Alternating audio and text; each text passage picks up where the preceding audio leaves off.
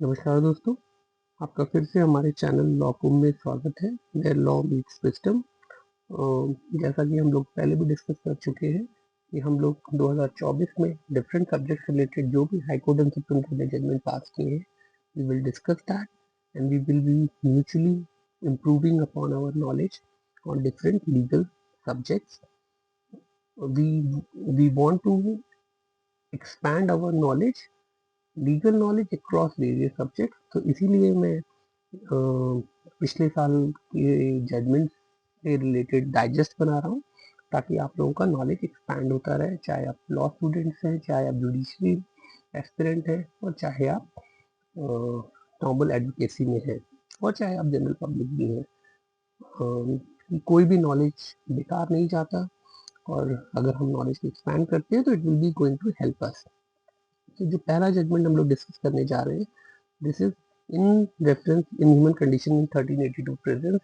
1382 इसलिए बोला है कि भारत में 1382 प्रिजन है, इसलिए इन किसके supreme court has directed jail superintendent all across India to identify women prisoners जिनको बेल मिल सकती है। ऐसा बहुत बार होता है कि प्रिजनर्स जेल में होते हैं, या तो उनका कोई बेल देने वाला नहीं होता, या उनकी बेल किसी ने अप्लाई नहीं की, लेकिन फिर भी वो जेल से छूटने के हकदार है। गरीबी के कारण, चाहे लैक ऑफ नॉलेज के कारण वो अप्लाई नहीं करते। तो सुप्रीम कोर्ट ने इसीलिए सुप्रिटेंडेंट ऑफ जेल को डायरेक्ट किया है कि वो ऐसे लोगों को आइडेंटिफाई करे और कोर्ट को रिपोर्ट करे। Second judgment we are going to discuss is Azad Singh Kataria versus union of India. Supreme court ने इसमें क्वेश्चन किया है that whether safeguard should be in place for person accused of organized crime under the new criminal law।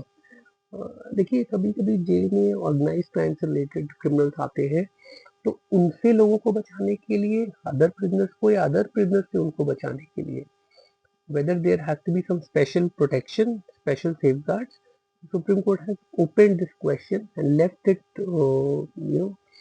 they have not answered it yet, but they have posed this question to be answered in times to come. The third judgment which we are going to discuss is माफा भाई मोती भाई सागर versus state of Gujarat. देखिए कितना ये जैसे तरन्नुम वाला नाम है, माफा भाई मोती भाई सागर, जैसे हिंदी मूवी का गाना लग रहा है ये।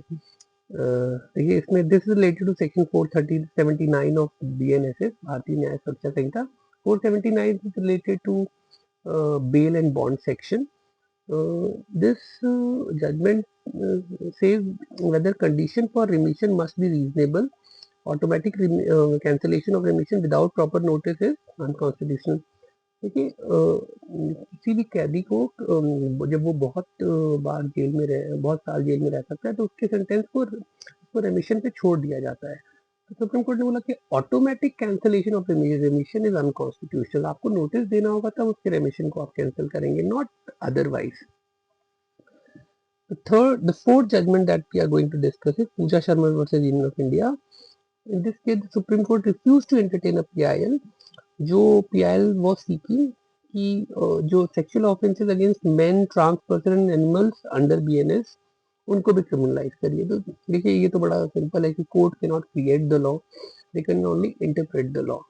तो वो कि क्या चीज पिनलाइज होना चाहिए, क्या चीज पिनलाइज नहीं होना चाहिए, that is the domain of the parliament.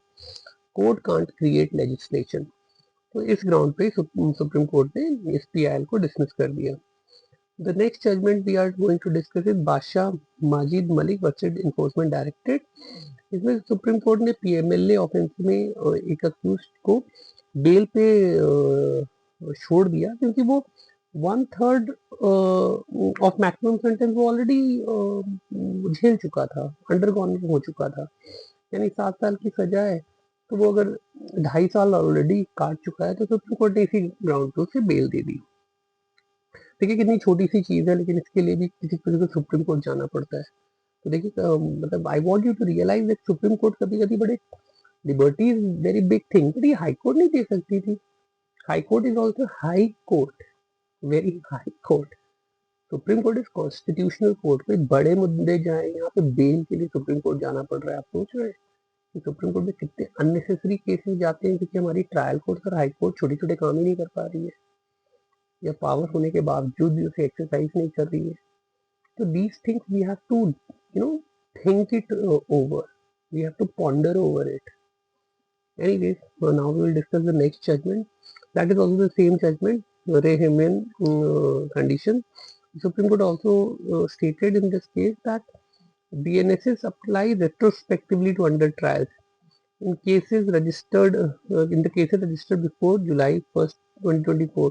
देखिए BNSS तो हमारा जुलाई में आया है, लेकिन कुछ सेक्शन रेट्रोस्पेक्टिव भी अप्लाई होंगे BNSS के.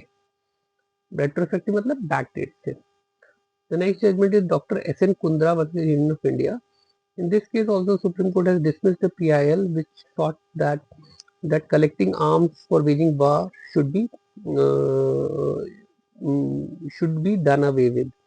सुप्रीम कोर्ट ने बोला अगर पार्लियामेंट ने ये लॉ बनाया है तो इसमें कोई इसको क्वॉश करने का, इसको सर्टिफाइड करने का, इसको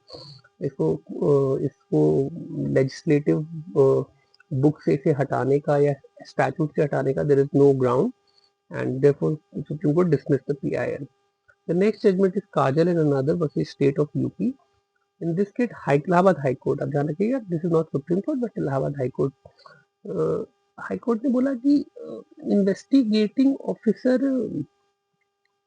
को फोर्स नहीं किया जा सकता कि किसी विटनेस का बयान करवाओ 183 में. 183 है जहाँ पे बयान मैजिस्ट्रेट के पास होते हैं, या जैसे कोई कन्फेशन होता है या स्टेटमेंट होते हैं विक्टिम के या अक्यूज के, तो किसी इन्वेस्टिगेटिंग ऑफिसर को फोर्स नहीं किया जा सकता. ये उसका प्रेरोगेटिव है.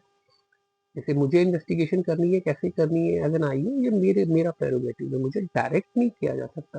But I think this issue is debatable. अगर कोई रेलिवेंट चीज़ है, अगर आईओ नहीं कर रहा है तो ऑब्वियसली कंप्लेनेंट और accused can file an application before the magistrate. This is a bit debatable, this judgment. This is not I don't subscribe to this view totally, but yes, I think this judgment has to be debated. The next judgment is Deepu and others versus State of UP. उसमें supreme this is also Allahabad High Court.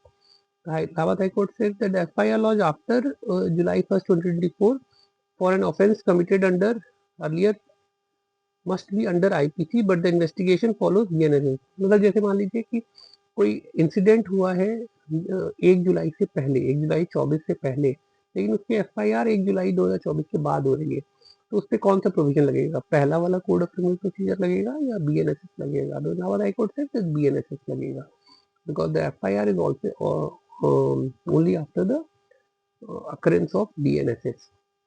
The last judgment we are going to discuss is Suraj Pal versus union of India.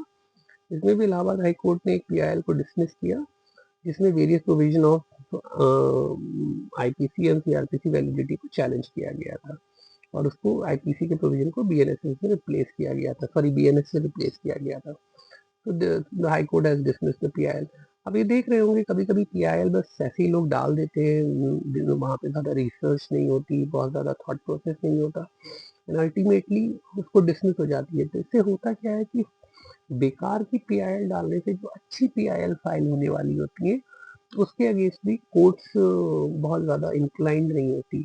और वैसे भी आजकल PIL बहुत ज़्यादा supreme court entertain नहीं कर रही, हाई कोर्ट एंटरटेन नहीं कर रही, क्योंकि पीआईएल आजकल पैसा इनकम लिटिगेशन हो गई है rather than having public interest litigation. तो आई होप दैट आप लोगों ने ये जजमेंट्स आपको लीगल प्रोसीडिंग को, नए लॉ को, बीएनएस और बीएनएसएस को समझने में मदद मिलेगी. तो आप ऐसे ही हम लोग अपनी जर्नी कंटिन्यू रखेंगे.